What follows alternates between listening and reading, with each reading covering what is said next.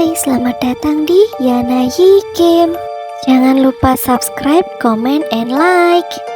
Kali ini kita bermain lagi dengan game memperbaiki boneka. Bonekanya lumayan serem ya. Kisah sebenarnya boneka ini adalah seorang pangeran yang dikutuk oleh saudaranya karena perebutan kekuasaan. Dia adalah anak pertama, jadi dia yang akan mewarisi tahta ayahnya untuk menjadi seorang raja. Tetapi sang adik yang merasa iri juga ingin menjadi seorang raja, tapi tidak bisa karena dia anak kedua. Sang adik baru bisa menjadi seorang raja jika sang kakak telah tiada. Suatu hari, tiba-tiba sang raja mendadak sakit. Semakin hari penyakitnya semakin parah. Sang raja memerintahkan sang kakak untuk mengambil alih kerajaan untuk sementara dan memimpinnya dengan baik. Sang kakak menjadi orang yang sangat disayangi oleh rakyatnya. Karena sang kakak sangat bijak dalam memimpin kerajaan, ayahnya pun sang raja juga menjadi tenang. Kerajaan sangat damai dan makmur. Semakin hari, penyakit sang raja semakin parah. Akhirnya beliau meninggal dunia, dan sang kakaklah yang dinobatkan menjadi raja sekarang. Tentu saja sang adik semakin benci dan marah dengan kakak. Padahal sang kakak selalu sayang terhadap adiknya. Adik merasa kakak selalu lebih unggul dan bisa memiliki segalanya. Karena terlalu muda, sang adik tidak tahu apa yang sudah diperjuangkan oleh kakaknya. Sang kakak selalu berlatih dan belajar dengan giat agar bisa menjadi yang terbaik untuk adiknya. Tapi ternyata sang adik menanggapinya dengan salah. Itu semua karena adik memiliki perasaan iri dengki terhadap kakaknya. Perasaan itu sangat buruk ya, tidak boleh ditiru. Perasaan iri dengki hanya akan membawa keburukan yang dapat menciptakan masalah dan membuat kita menyesal. Sang adik terus mencari cara agar kakaknya dapat turun dari posisi raja. Sang adik berusaha mengumpulkan orang-orang yang tidak suka terhadap kakaknya dan berusaha melakukan pemberontakan agar kakaknya turun dari tahta kerajaan. Tapi ternyata sang kakak telah mengetahui rencana adiknya. Sang kakak berusaha mencegahnya dengan merangkul orang-orang yang tidak menyukainya. Kakak memberikan jabatan yang sesuai dengan kemampuan mereka, dan mereka pun menerimanya dengan baik. Walaupun mengetahui rencana adiknya yang jahat, sang kakak tetap memaafkannya dan hanya memberikannya hukuman ringan.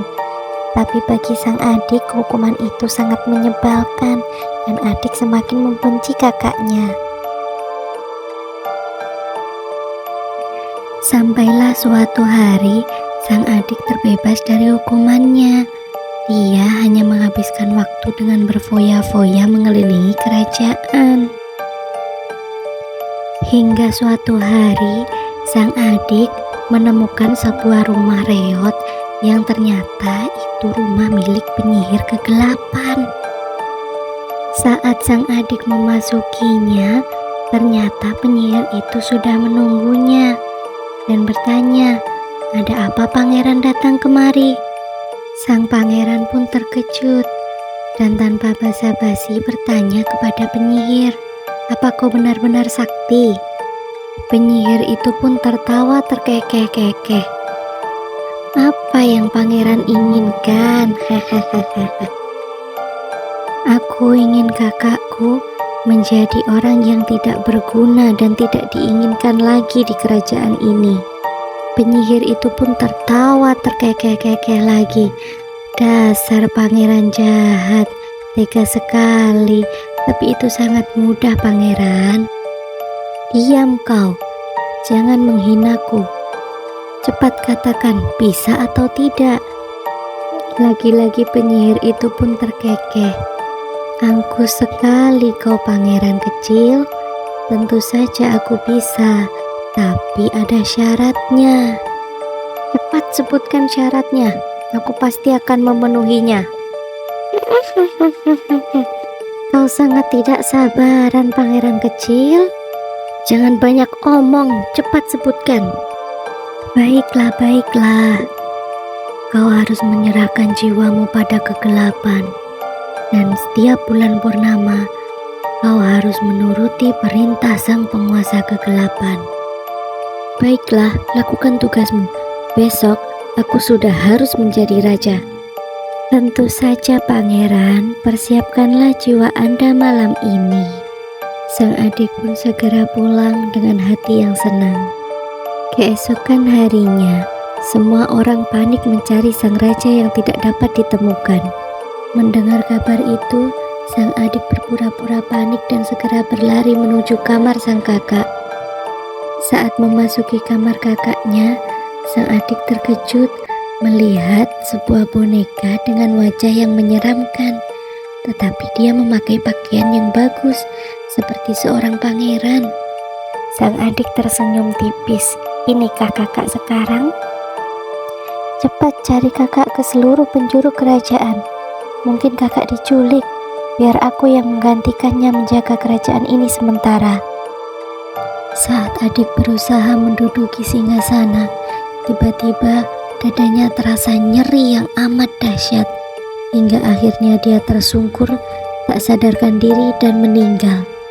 Ternyata penyihir kegelapan itu adalah suruhan pamannya untuk mengadu domba kedua keponakannya agar sang paman bisa menduduki posisi raja. Dari kisah ini kita belajar untuk jangan iri dengki.